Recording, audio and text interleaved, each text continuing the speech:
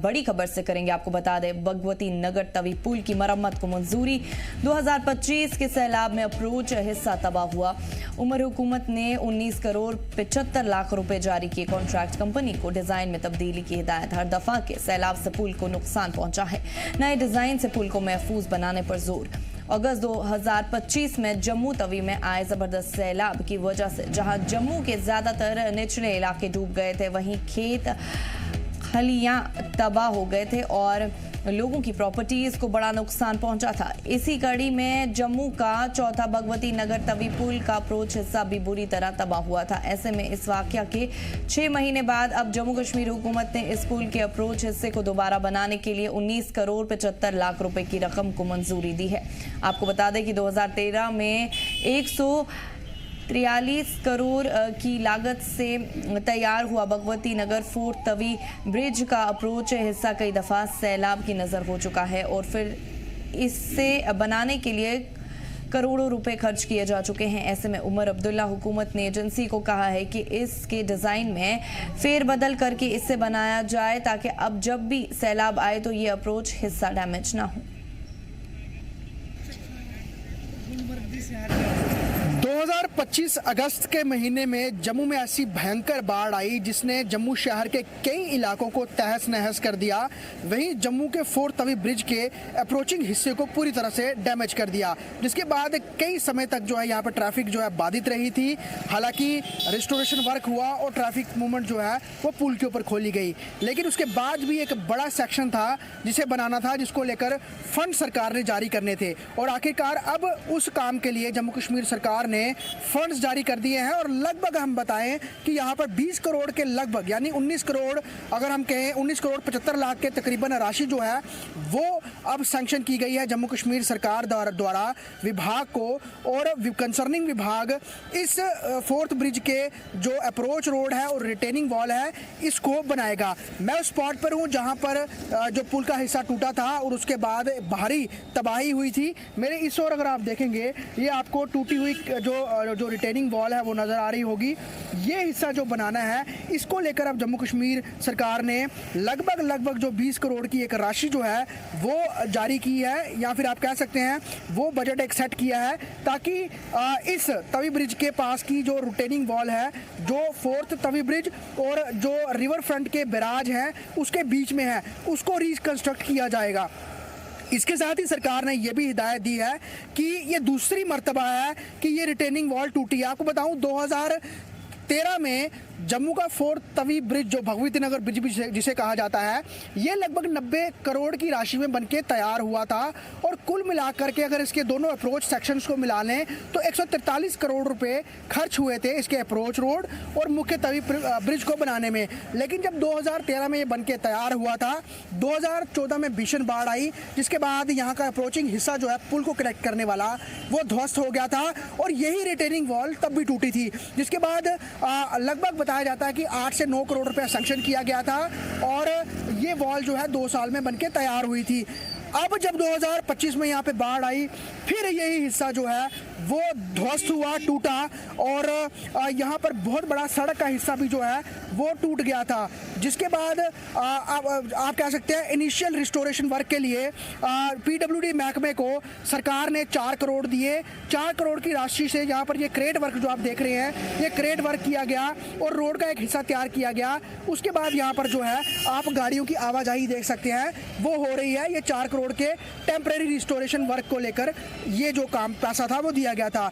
उसके बाद अब जो राशि है जो लगभग 20 करोड़ की है वो इस रिटेनिंग वॉल को बनाने के लिए दी गई है और बड़ी बात इसमें ये कहा गया है कि इसका डिजाइन इस तरह का हो कि अब जब भी कोई बड़ा फ्लड आए तो ये रिटेनिंग वॉल ना टूटे। साफ तौर पर 2013 से लेकर अभी तक इस पे कई करोड़ रुपए खर्च हो चुके हैं, लेकिन इसका डिजाइन जो है वो इस तरह का है कि जब भी बड़ा फ्लड आता है ये वॉल कोलैप्स हो जाती है और ये वॉल छोटी नहीं है, बहुत बड़ी वॉल है और अब इसको ब्रेक करने के लिए भी बहुत वक्त लगेगा। तो सरकार ने साफ तौर पे कहा है ऐसा डिज़ाइन बनाइए कि ये दोबारा ना टूटे और ये काम पक्का और मजबूत हो, ताकि इन फ्यूचर कभी बड़ा फ्लड आए तो ये हिस्सा जो है ये बच पाए और दोबारा जो अप्रोच रोड है फोर्थ तवी ब्रिज का या फिर ब्रिज है उसे कोई नुकसान ना हो बड़े फ्लड से। तो ओवरऑल सरकार ने लगभग 20 करोड़ की राशि जो है वो दे दी है, बजट घोषित कर दिया है और माना जा सकता है जल्द इसके रेस्टोरेशन वर्क का जो है काम वो शुरू हो जाएगा। जी जम्मू कश्मीर लद्दाख के लिए जम्मू से ख्वाहिश पटियार की रिपोर्ट।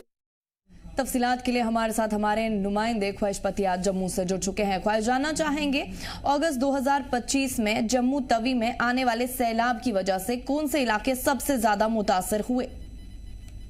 फर्स्ट देखिए, अगस्त 2026 में जब बाढ़ आई थी जी, तो सिर्फ जम्मू नहीं बल्कि उधमपुर डिस्ट्रिक्ट, जम्मू, ये दोनों जो डिस्ट्रिक्ट है वो बहुत प्रभावित हुए थे। ऐसे तो सांबा डिस्ट्रिक्ट में भी नदियां थी ओपन रही थी, कठुआ डिस्ट्रिक्ट में नदियां ओपन रही थी, वहां भी नुकसान हुआ था। लेकिन तवी नदी का लेवल बड़ा था, इसमें लो लाइंग एरियाज में पानी भर गया था, अब जो है वो चला गया था, लोगों के घर डूब गए थे, जो एग्रीकल्चर लैंड है वो पूरी जो है वो बह गई थी, अब कुछ रोड्स बह गई थी, ब्रिजेस के हिस्से थे वो चले गए थे, ब्रिजेस बह गए थे। आप कह सकते हैं बहुत बड़ा नुकसान हुआ था। और अभी भी अगर हम बाढ़ की जो बाद की बर्बादी की तस्वीरें हैं वो आए दिन देखने को मिलती है कि एक जो बैंक है तवी का, उसके आसपास का पूरा इलाका जो है अभी भी टूटा हुआ नजर साफ तौर पे आता है, जिसका अभी काम शुरू नहीं हुआ है। तो जो मेन फोर्थ तवी ब्रिज था जो कि लाइफ लाइन है, क्योंकि तवी नदी को पार करने के लिए कई अहम ब्रिजेस हैं, जिसमें भगवती नगर फोर्थ ब्रिज भी है और एक बहुत बड़ी आबादी को ये कैटर करता है। तो ऐसे में इसका अप्रोच रोड टूट गया था और यहाँ से आवाजाही बंद हो गई। हालांकि एक ट्यूब इसकी चल रही थी, लेकिन एक ट्यूब से भी गाड़ियां नहीं निकल पा रही थी। सेना की मदद से बैले ब्रिज बनाया गया था जिससे मूवमेंट हो रही थी, लेकिन वो नाकाफी था। ऐसे में 2 महीने के अंतराल के बाद इसका रेस्टोरेशन टेम्परेरी वर्क शुरू किया गया और यहाँ पर इसको कहा गया कि जल्द से जल्द बनाया जाए ताकि दूसरा अप्रोच रोड और जो ब्रिज का हिस्सा ट्यूब है वो शुरू करी जा सके। तो ख्वाहिश, जम्मू कश्मीर हुकूमत ने इस पुल के अप्रोच हिस्से को दोबारा बनाने के लिए कितनी रकम की मंजूरी दी है? देखिए, अब की बात जो राशि अलॉट हुई है वो 19 करोड़ 75 लाख रुपया हुई है और ये राशि तो रिटेनिंग वॉल जो है वो कई मीटर ऊंची जो है और कई मीटर चौड़ी है उसको बनाने के लिए की गई है, क्योंकि फ्लड जब आता है तो ये रिटेनिंग वॉल कहीं ना कहीं एक हिस्से को बचाती है और बैंक के रिवर बैंक को प्रोटेक्ट करती है, लेकिन वो पूरा हिस्सा डैमेज हो गया। अब इस हिस्से को बनाने के लिए दोबारा जो है वो बजट सेट किया गया है, यकीनन इसकी टेंडरिंग होगी और उसके बाद कामकाज शुरू किया जाएगा। लेकिन बड़ी बात यह है कि 11 सालों में दूसरी बार ये हिस्सा टूटा है और करोड़ों रुपया इस जगह पर लग चुका है। लेकिन जब उमर अब्दुल्ला हाल ही में फ्लड्स के बाद विजिट करने आए थे तो उन्होंने देखा था कि बैराज के गेट्स का जो गेट्स है उसका जो आप कह सकते हैं टकराव है पानी का, वो सीधा ब्रिज के इस वॉल के साथ टकराता है। जब भी बड़े फ्लड आते हैं वॉल कोलैप्स हो जाती है। ऐसे में अब इंजीनियर्स को कहा गया है कि ऐसा डिजाइन आप तैयार करें कि अब की बार अगर बड़े से बड़ा फ्लड भी आए तो ये अप्रोच रोड टूटे ना और जो ये रिटेनिंग वॉल है ये भी टूटे ना, ताकि ब्रिज को कोई नुकसान ना पहुंचे। तो कहीं ना कहीं इसको लेकर राशि अब दी गई है और इस राशि का काम शुरू होगा, लेकिन पहले भी काफी वक्त लगा था इसके जो रिटेनिंग वॉल को बनाने में और अभी भी वक्त लगेगा। ऐसे में देखना होगा कि अब अगर कोई इस दौरान काम के दौरान कोई बड़ा फ्लड आता है तो कितने चैलेंजेस कंस्ट्रक्शन करने वाली कंपनी को होंगे, क्योंकि ये काफी बड़ी दीवार बनानी है, काफी हाइट है इसकी और इस दौरान अगर फ्लड्स आएंगे, क्योंकि ये काम 2-3 महीने में खत्म नहीं होने वाला, इसको वक्त लग सकता है बनने में। तो कैसे पूरा मैनेज किया जाएगा ये भी देखना है और डिजाइन क्या इस बार फाइनलाइज होता है इस पर सबकी नजर आने वाली है, क्योंकि 2013 से लेकर अब तक ये ब्रिज रिपेयर पे ही जो है करोड़ों रुपया खा चुका है, जबकि इस तरह की परियोजनाएं आमतौर पर ऐसे देखने को नहीं आती। जब भी पुल बनते हैं उनकी लाइफ लॉन्ग जो है वो एज होती है, लेकिन इस ब्रिज के जो अप्रोचिंग हिस्से की बात करें वो 11 साल में दो बार टूट गया है और कई बार इस पर जो है रिपेयर वर्क हो चुका है, लेकिन उसके बावजूद भी सटीक और बेहतर काम नजर नहीं आता, जिस कारण बड़े फ्लड्स हमेशा इस ब्रिज को जो है नुकसान पहुंचाते हैं और यहाँ पर काफी बर्बादी भी होती है। जी तो उमर अब्दुल्ला हुकूमत ने पुल के डिजाइन में क्या कुछ हिदायत दी है और इसका क्या कुछ मकसद है? ख्वाहिश, देखिए, जो यहाँ की रिटेनिंग वॉल के सेक्शन है वो ब्लॉक्स के हिसाब से बनाए गए थे और ब्लॉक्स अटैच करके यहाँ पर स्लैब्स खड़ी की गई थी और उनके बीच में जॉइंट नहीं था। कहीं ना कहीं अगर उसमें स्टील को उसमें जॉइंट किया गया हो तो एक पकड़ बन जाती है और अभी भी हमने देखा है यहाँ पर जिसका गिरा हुआ है वो साफ तौर पे अलग अलग ब्लॉक्स गिरे हुए नजर आते हैं। अब इसको सबसे बड़ी बात है कि ब्लास्टिंग करके इस पूरे हिस्से को डैमेज करके फिर इसकी जो फाउंडेशन है वो डाली जाएगी और उसके बाद यहाँ पे सेक्शन खड़ा किया जाएगा। एक तरफ यहाँ पर रिवर फ्रंट के बैराज का भी काम चल रहा है, साथ ही साथ इस रिटेनिंग वॉल को भी बनाना है और आने वाले समय में बड़े फ्लड्स दोबारा कोई बड़ा नुकसान ना करें इसका भी ख्याल रखना है। सरकार ने साफ तौर पर यही कहा है कि अब आप ऐसा डिजाइन बनाएं कि ये अप्रोच वॉल लंबे वक्त तक टिकी रहे, इसको ये टूटे ना और नुकसान ना हो, क्योंकि ऐसा आप डिजाइन ही बनाते हैं, ऐसा काम ही को करते हैं तो बड़ा फ्लड वो झेल नहीं पाता और वो टूट जाता है और फिर करोड़ों की राशि जो है वो लगानी पड़ती है। तो साफ तौर पर इसके निर्देश इस बार दिए गए। जी, हमारे साथ जुड़ने के लिए और तफसीलात फराहम करने के लिए आपका बहुत बहुत शुक्रिया ख्वाहिश पतियात। पहाड़ी इलाकों में जबरदस्त बर्फबारी, पहाड़ी इलाकों में रास्तों पर जमी बर्फबारी के बाद टेंपरेचर में गिरावट, रास्तों से बर्फ हटाने का काम जारी है। मशीनरी और अमला हाई अलर्ट पर है। पहाड़ी इलाकों में सफर ना करने की हिदायत। वादी कश्मीर के ऊपरी इलाकों में जबरदस्त बर्फबारी दर्ज की गई है। नॉर्थ कश्मीर के कुपवारा जिले में वाक़े मशहूर सैरगा, साधना टॉप समेत कई पहाड़ी इलाकों में बर्फ की मोटी चादर से ढक गए हैं। ताज़ा बर्फबारी के बाद पूरे इलाके में ठंड का एहसास बढ़ गया है, जबकि पहाड़ और मैदानी मंजर सफेद चादर में लिपटे नजर आ रहे हैं।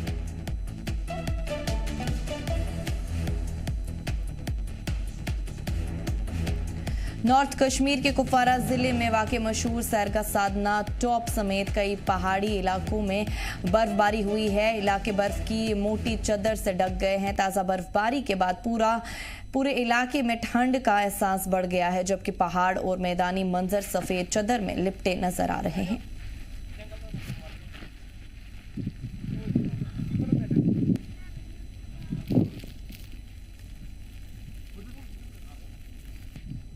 कश्मीर में ताज़ा बर्फबारी की पेशनगोई को देखते हुए मैकेनिकल डिपार्टमेंट अनंतनाग को हाई अलर्ट पर रखा गया है। जिले भर में बर्फ हटाने के लिए मुकम्मल इंतजाम किए गए हैं। Superintending engineer mechanical division Anantnag engineer Javed Ahmad ने बताया कि स्नो कटर, लोडर, डोजर समेत तमाम मशीनरी को पूरी तरह सर्विस करके तैयार हालत में रखा गया है और इन्हें हसास और अहम इलाकों में तैनात किया गया है। उन्होंने कहा कि काफ़ी तादाद में मैन पावर को भी 24 घंटे अलर्ट मोड पर रखा गया है, ताकि किसी भी सूरत हाल से फौरन निपटा जा सके।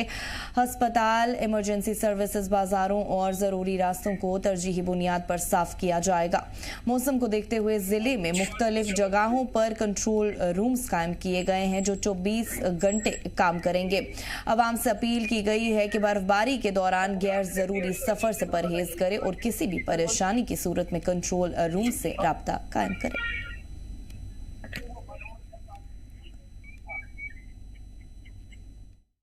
शुक्रिया, आप लोगों के मसाइल लेके आते हैं। तो जैसे कि प्रेडिक्शन आ रही है तो हमारी मैन एंड मशीनरी तैयार है।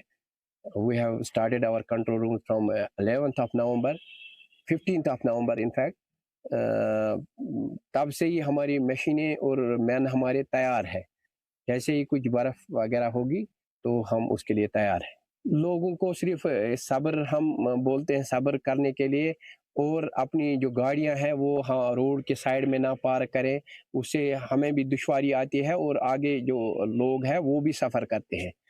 वो अपना बिल्डिंग मटेरियल रोड्स पे ना डालें, अपनी गाड़ियां रोड के साइड में ना पार्क करें। बस यही लोगों से हमारी रिक्वेस्ट है।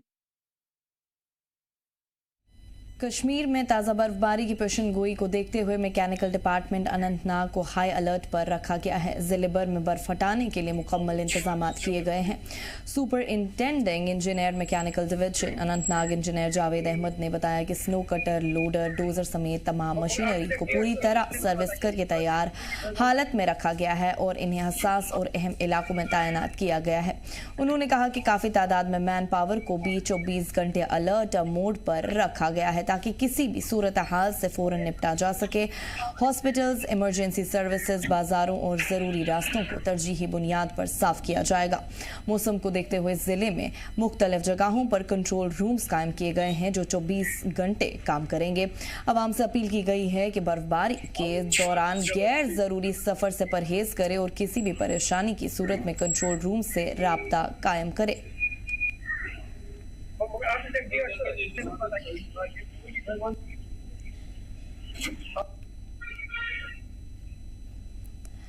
तफसीलात के लिए हमारे साथ जुनैद लोलू अनंतनाग से जुड़ चुके हैं और एजाज अहमद कुपवारा से जुड़ चुके हैं। जुनैद, आपसे जानना चाहूंगी पहले कि कश्मीर में ताज़ा बर्फबारी की पेशनगोई को देखते हुए मैकेनिकल डिपार्टमेंट अनंतनाग को हाई अलर्ट पर रखा गया है, क्या कुछ तफसीलात इस हवाले से?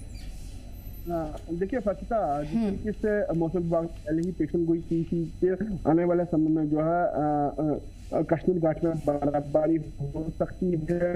जिस तरीके से हमने देखा कि मैकेनिकल डिवीजन ने किस तरीके से जो है वो अपनी तैयारी जो है वो की है, क्योंकि इनका एक मेन रोल जो है वो मैकेनिकल डिवीजन का जो है वो रहता है, क्योंकि इनके पास जो है एक तो स्नो कटर मशीन है, बिल्डोजर्स वगैरह है या लोडर्स वगैरह है, जिससे जो है बर्फ को जो है साइड में रखा जाता है। और जब भी ऐसी कोई जब भी कश्मीर घाटी में स्नो पड़ती है तो हमें मैकेनिकल डिवीजन अनंतनाग की याद आती है, क्योंकि यही वो काम करते हैं जो कि NH-44 के साथ साथ NH-244 internal roads, link roads को साफ करने के लिए जो है मैकेनिकल डिवीजन अनंतनाग जो है वो काम करती रहती है। मगर जिस तरीके से हमने देखा, क्योंकि साफ तौर पर जब भी हमने जो है मैकेनिकल डिवीजन के सुपरिटेंडेंट इंजीनियरिंग से हमने बात की जावेद अहमद, इनने साफ तौर पर कहा कि लोग जो है अपनी गाड़ियां जो है वो सड़क पर पार्क न करें, क्योंकि जिस तरीके से पेशन गोई की गई है कि आने वाले समय में जो है बर्फबारी हो सके, तो इसके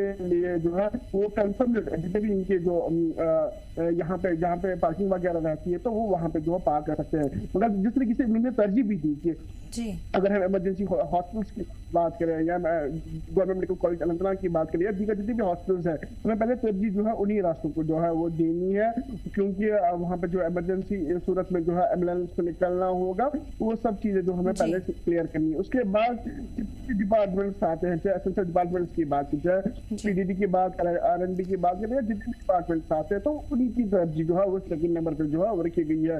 मगर सबसे बड़ी हमारे साथ जुड़ने के लिए आपका बहुत बहुत शुक्रिया। एजाज, आपसे जानना चाहूंगी कि जिले भर में बर्फ हटाने के लिए मुकम्मल इंतजाम भी किए गए हैं, क्या कुछ इंतजाम किए गए हैं, तफसीलन बताइए। जी, बचता बात करेंगे जिले की, अगर बात करें मैदानी इलाकों में पूरा का पड़ा हुआ जी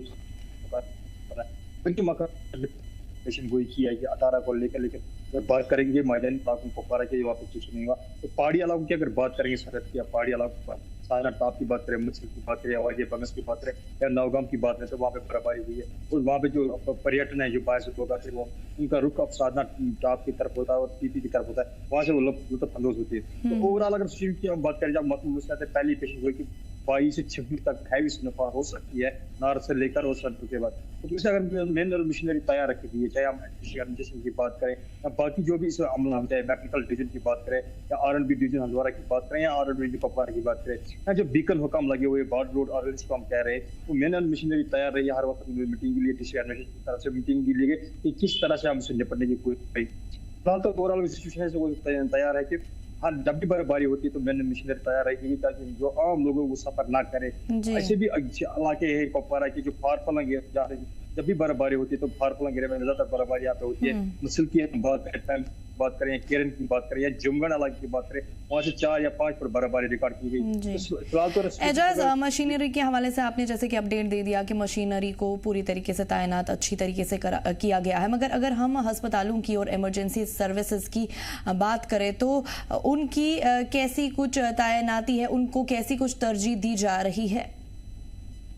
जी फर्शा, अगर बात करें जैसे महकमे मुश्किल से पहले ही पेशन गोई की 22 और 26 जनवरी तक कई इलाकों में हैवी स्नोफॉल हो सकती है, लेकिन वही अगर बात डिस्ट्रिक्ट एडमिनिस्ट्रेशन मैंने पहले भी कहा डिस्ट्रिक्ट टोल पे नजर आ रही है। तो डिस्ट्रिक्ट एडमिनिस्ट्रेशन का पहला काम होता है जो मेन सड़कें होते हैं, जो मेन राज्य होते हैं, वो उनसे बर्फ हटाना ताकि जो आवाजाही वो आगे की नहीं बन जाए। ओवरऑल जहाँ हम बात करेंगे अस्पतालों की, तो अस्पतालों की ये लोकल अर्बन लोकल बॉडीज के जहाँ भी कोई अस्पताल है, चाहे यहाँ कुपवारा अब डिस्ट्रिक्ट अस्पताल करें या GMC हंदवाड़ा की बात है, ये म्यूनिसिपलिटी के इलाके में आती है। यहाँ पे R&B और म्यूनिसिपलिटी वहाँ पे इनको देखभाल कर रही है। जब भी बर्फबारी होती है यहाँ पे इन इलाकों में, तो वो पहले म्यूनिसिपलिटी ने वहाँ अपनी मशीनरी तैयार की होगी, R&B ने तैयार की, तो वहाँ पे वो पहले तरजीह देते हैं इन इलाकों को, इन रोडों को खोल दिया जाए जाके जो तीमारदार है या बीमार है उनको मुश्किल का ना करना पड़े, क्योंकि रोड जो वो उनकी आसानी हो गई वो अस्पताल तक हो सकती है। जी एजाज, हमारे साथ जुड़ने के लिए और तफसीलात फराहम करने के लिए आपका बहुत बहुत शुक्रिया। करगिल खास में 27 रजब यानी शब मेराज की मुनासबत से इमाम खमनाई मेमोरियल ट्रस्ट करगिल और जमातुल माफ़ कीजिएगा, जमायतुल उलेमा इस्ना अशारिया करगिल की जानिब से महफिल रखी गई थी। इस दौरान मनकबत खवानी और कसीदा खवानी की गई। उलेमा हजरत ने शब महराज के हवाले से लोगों को तफसीली बातें बताई और हमारे प्यारे नबी हजरत मोहम्मद मुस्तफ़ा सल्लल्लाहु अलैहि वसल्लम की हालात ज़िंदगी पर रोशनी डाली और एक जुलूस का एहतमाम भी किया गया। पैगंबर सल्लल्लाहु अलैहि वसल्लम जो है मबऊस ब रिसालत हुए, लक़द मन्नल्लाहु अलल मुअमिनीना इज़ बाअसा फ़ीहिम रसूलम, यानी खुदाबंद करीम ने एक रसूल को मबऊस किया और ये एहसान जताया। इतनी नियामतें दी, खुदा ने कभी एहसान नहीं जताया मोमिनून के ऊपर, लेकिन जैसे ही रसूल मकबूल को भेजा तो ये सबसे बड़ा एहसान जताया कि हमने आपकी हिदायत के लिए एक रसूल को मबूस किया। तो आज मबूस ब रिसालत है पैगंबर सल्लल्लाहु अलैहि वसल्लम और दिन मोहम्मदी का आगाज हुआ रुए ज़मीन के अंदर। उस बर्बरियत के ज़माने में, जहालत के ज़माने पे, जहाँ पर अंधेरा था, अंधेरा घोर, लोगों के बेटियों को जिंदा दफन किया जाता था, उस जहालत के ज़माने पर जो एक मामूली सा मसले के लिए सालों साल तक जो है कत्ल गारत होती थी, खानदानों की लड़ाइयाँ होती थी, उस अंधेरे माहौल में एक नूर की तरह मोहम्मद सल्लल्लाहु अलैहि वसल्लम का नूर चमका। और आज आप देख रहे हैं पूरी दुनिया के अंदर वो नूर जो है इस तरीके से चमका है कि आज पूरी दुनिया फख्र करती है कि मोहम्मद सल्लल्लाहु अलैहि वसल्लम की उम्मती होने पर। बांडीपोरा गवर्नमेंट डिग्री कॉलेज यानी GDC ने इंडियन आर्मी की मदद से इको पार्क चंदाजी में फ्रेंडली प्रोग्राम का इनेकाद किया, जिसमें बड़ी तादाद में कॉलेज स्टूडेंट्स ने हिस्सा लिया। प्रोग्राम का मकसद स्टूडेंट्स और आर्म्ड फोर्सेस के कारकुनान के बीच बाहमी गुफ्तगू को फरोग देना था। स्टूडेंट्स ने मुख्तलिफ कल्चरल प्रोग्राम्स और परफॉर्मेंस में हिस्सा लिया, जिनमें सोलो डांस, सोलो सॉन्ग और कश्मीरी रिवायती डांस यानी रूफ की परफॉर्मेंस शामिल थी। इसके अलावा एक टग ऑफ वॉर कॉम्पिटिशन भी मुनक्किद किया गया, जिसमें स्टूडेंट्स ने हिस्सा लिया। प्रोग्राम में वुमेन आर्मी के ऑफिसर्स और कारकुनान के साथ गुफ्तगू सेशन भी शामिल था, जहां स्टूडेंट्स ने उनके साथ डिस्कशन किया और आर्म्ड फोर्सेस के किरदार को समझा। ये प्रोग्राम यूथ और आर्म्ड फोर्सेस के दरमियान ताउन और डिस्कशन को फरोग देने पर मरकूज था।